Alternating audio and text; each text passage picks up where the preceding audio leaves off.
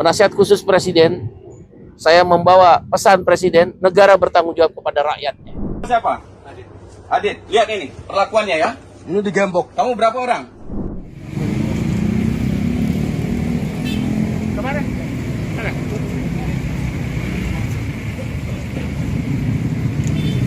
Ada orang. Yuk, yuk.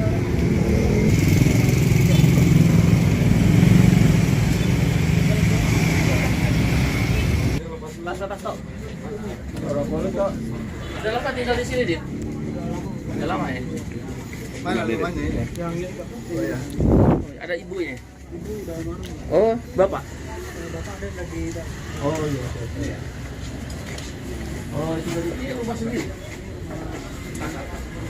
Oh, udah kakek ya? Tanya Bapak. Oh, iya. Orang tuanya pada waktu itu sudah memohon Dan ada Iqbal, Pak, penasihat khusus Presiden berapa? Udah angkat tangan saya berkata, udah saya nggak punya, dipaksa anak saya pulang dipaksa anak saya. Iya. Ini ada pulang umur saya Pak, ada sedih tiap hari sama akan saya kirim. Iya. ya. 21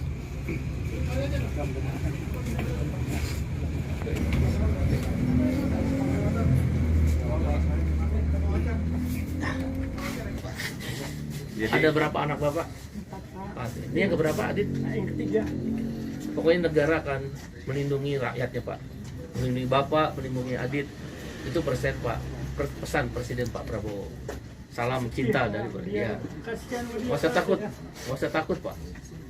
Lagi gajinya cuma 500.000 itu kelewatan.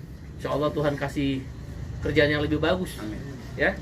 Nanti Bang Petrus akan bantu. Siap. Nanti koordinasi terus dengan saya. Siap Bapak. Kita akan Polri juga. Untuk sungguh-sungguh mendapatkan keadilan. Ya. Saya mikirin dia mulu, Pak, karena sampai sakit 3 hari kemarin Pak. Lulus SMA ya? SMP ya. Sekarang kerja di mana? Kamu ikut saya aja deh, kerja sama saya ya. Jadi ntar saya kerja sama saya dulu. Siap, Tadi ikut saya di Siap. PKP ya. Siap. Ikut di kantor saya aja ntar kerja. Biar Bapak punya penghasilan. Saya gaji upah minimum. Kerja sama saya aja. Ya. Insya Allah kita bayar upah minimum di kantor saya. Di Tamrin ya. Siap Bapak. Terima kasih ya. Terima kasih Jumpa Bapak. ya. Siap Bapak Petrus. Bapak. Siap. Sehat selalu ya. Siap, Ya. Bang Makasih ya. Siap. Jangan Makasih ya. Makasih ya. Ya, Kawan-kawan, makasih ya semuanya ya. Iya Pak, saya selalu Pak. Ya, mau ke dan tentara dulu. Siap Pak. Yang masalah PHK. Uish. Dan tentara harus ikut tanggung jawab. Saya minta izin pada Presiden tadi pada waktu HUT Bayangkara, beliau kan hadir di Cikeas Brimob untuk menengok dan memastikan kondisi daripada adik kita ini, Saudara Tegar. Saya hanya diminta ingin memastikan sebagai penasihat khusus Presiden bidang ketenagakerjaan dan kesejahteraan buruh agar hak-hak buruh yang melekat pada 3 orang yang disekap, diduga disekap dan juga diduga dirantai dalam keadaan baik-baik saja dan hak-haknya tidak diabaikan. Oleh karena itu yang ingin saya pastikan pertama, segala pengobatan yang terkait dengan kasus ini menjadi tanggung jawab negara. Yang kedua, ingin memastikan bahwa Saudara Petrus tidak bekerja di bawah tekanan. Siapapun dia, dari manapun tidak boleh menekan Saudara Petrus dan kawan-kawannya. Sebagai LBH Kalimantan Barat, biarlah hukum ditegakkan. Ya, dan yang ketiga, memastikan kondisi psikis dan fisik daripada Tegar dan 2 orang lagi yang namanya Muhammad Rafli dan Adit dalam kondisi baik-baik saja dan tidak mendapat intimidasi atau ditakut-takuti.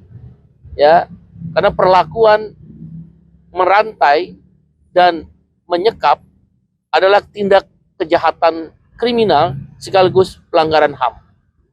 Karena itu tadi juga setelah acara HUT Bayangkara saya menyampaikan kepada Kapolri untuk memberikan atensi kepada korban-korban ini. Dan harus dipastikan siapapun pelakunya harus mendapatkan hukuman sesuai dengan hukum yang berlaku.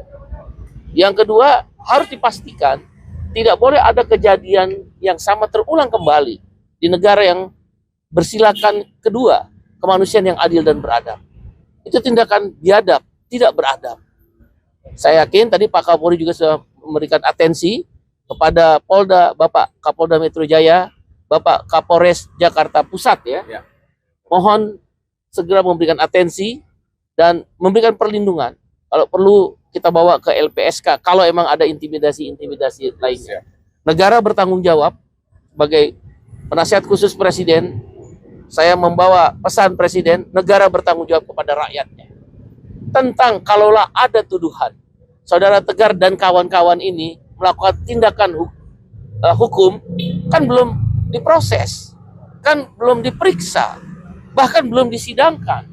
Nggak boleh mengambil tindakan main hakim sendiri. Ya.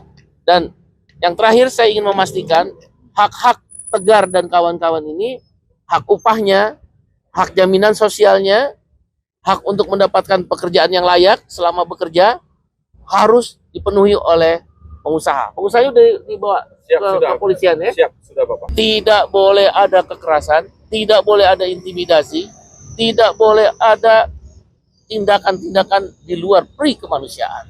Merantai, menyekap, bahkan hampir 2 minggu. Dan tadi saya dengar juga mengarak Siap mengarah. di hadapan masyarakat. Ini sudah seperti zaman purba. Ya, hukuman yang berat harus diberikan kepada pengusaha yang memperlakukan manusia seperti binatang, seperti keras. Masih agak sedikit trauma dalam apa yang udah saya alami saat ini sih, Pak. Itu saya dituduh mencuri limbah bekas plat itu. Nah, udah gitu dari tanggal itu saya langsung udah adanya kekerasan terhadap diri saya, melakukan menggunakan kabel tis itu dan sama teman-teman saya itu. Nah, dari pihak pelaku ini menyuruh saya mau bawa saya ke rumah saya itu. Lalu sesampainya di rumah saya langsung diarak-arak sama pihak mereka hingga warga sekitar sini tahu. Yang diminta tebusan 50 juta itu gimana? Itu kalau 50 juta itu jadi per satu orang itu, Pak. Satu orang diminta 50 juta. 50 juta. Jadi Hanya mengambil limbah loh. limbah. Limbah 200.000. daripada plat yang harganya 200 ribuan. Ini ada lagi juga unsur pemerasan. Ya.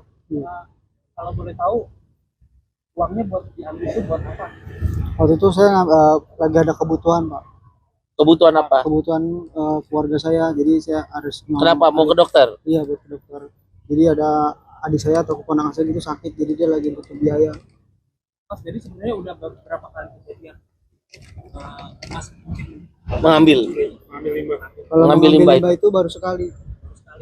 Yang lain nggak pernah. Yang lain nggak pernah, tapi saya dipaksa mengakui 10 kali. Diminta ganti rugi 50 juta. Iya. Sudah memberi berapa? Atau Kalau dari pihak keluarga saya belum, namun kalau untuk keluarga Adit sudah menyetorkan ke pelaku 50 juta dan teman saya si Rafli 5 juta ke pihak pelaku. Yang meminta itu siapa?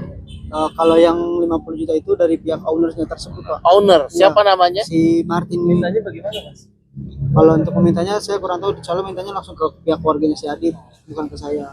Mas, ada ancaman nggak Mas? Misalnya Mas ngasih 50 juta akan dilakukan Ada itu ada ancaman. Jadi dari salah satu adiknya si owner ini, dia bilang kalau misalkan saya tidak membayarkan uang tebusan 50 juta, dia minta kompensasi dari saya, tangan saya mau dipatahin.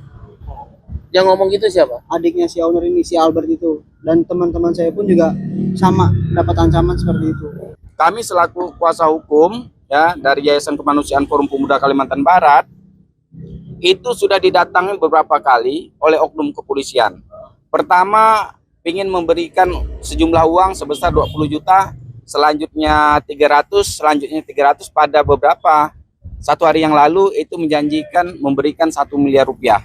Dan kami tidak mau. Menjanjikan itu siapa? Pengusaha. Bukan. Siapa? Mungkin atas perintah pengusaha. Yang pasti datangnya adalah oknum kepolisian. Dari Polres atau Polda? Kemungkinan dari Polres, anggota Polres. Namanya inget nggak?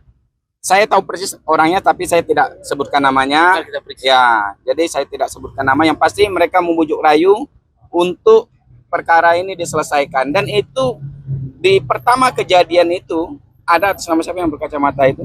Si Albert. Si Albert itu begitu juga, Pak. Jangan sampai ada media yang lain. Kami akan bayar. Bapak minta berapa? Kami bilang kami tidak minta apa-apa. Kami minta pertanggungjawaban secara hukum terhadap korban. Seperti itu. Di Tangerang, yang satunya masih dalam pengawasan kita, Bapak.